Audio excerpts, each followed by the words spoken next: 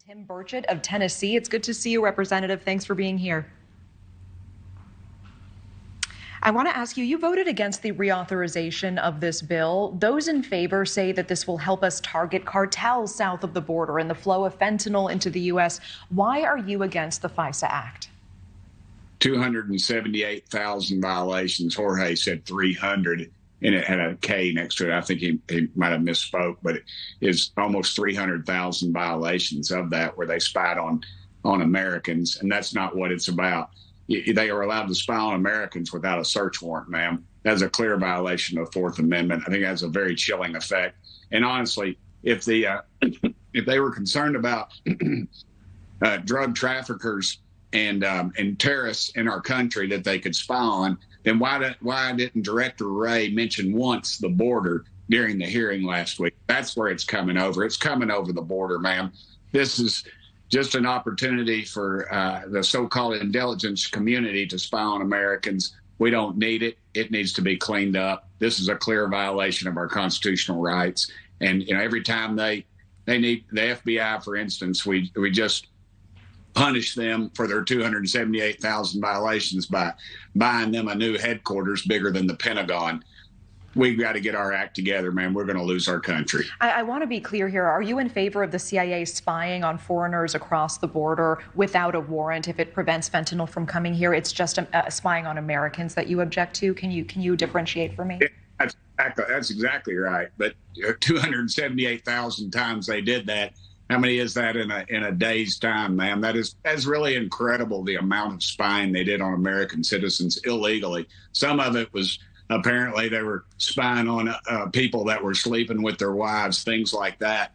This is the abuse that's going on within some of the higher echelons of our law enforcement community. Clearly, if they were concerned about fentanyl coming over the border and terrorists coming into our country, they would close our southern border. No mention of that.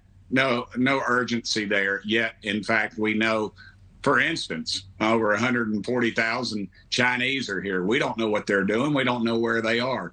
Just last week, we had a known terrorist that was caught on our terrorist watch list that was allowed admission into our country illegally, but still allowed, yet they were allowed to operate within our country over a year. Now, what the heck were they doing? How many of these folks are in our country? Those are the kind of things that the FBI and the CIA need to be looking at instead of shilling for this very weak president we have in a horrible, horrible border policy. And let me ask, Representative, what would need to change in this legislation for you to be on board with it? Just allow for a warrant provision. If you want to spy on Americans, you should have to get a warrant. Why are they so afraid of the Constitution? What do you expect will happen at tomorrow's reconsideration vote? I suspect more of the same. They're going to scare people, and I would hope the base of the people that truly believe in our Constitution, both on the left and the right, would rally around the folks that made the correct vote, I felt, and bring over a few more, because the amendment, it tied. So every person was the tiebreaker. Every person that voted against the Fourth Amendment was the tiebreaker. So I would hope that we could get that back to the floor and work on it, but I doubt we will. There'll be too much diversion on the issue, and I dare say that the Constitution, again, will suffer from it. With the short time we have, I do want to get your take on the major news of this weekend. Is there anything that you want to say about Iran's attack on Israel yesterday? Yes, ma'am. I think it's wrong on our part. Since we are basically funding both sides of this war, we're sending money to Israel, and of course, we took the limitations off Iran's oil production. They're putting out about 2.4 million barrels a day. Everybody's talking about the 6 or 7 billion of their money that we freed up, and that should be of concern.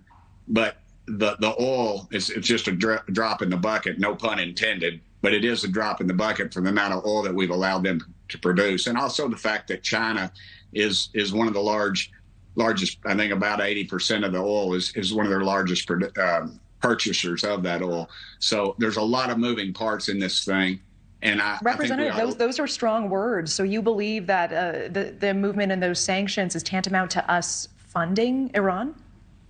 Yes, ma'am. That's where they were broke 3 years ago under Donald Trump. Iran was broke. They were bankrupt. Now, I mean, their people aren't doing very well. Their leaders are, and they're buying. That's how they can afford to send 300 drones and plus missiles towards Israel.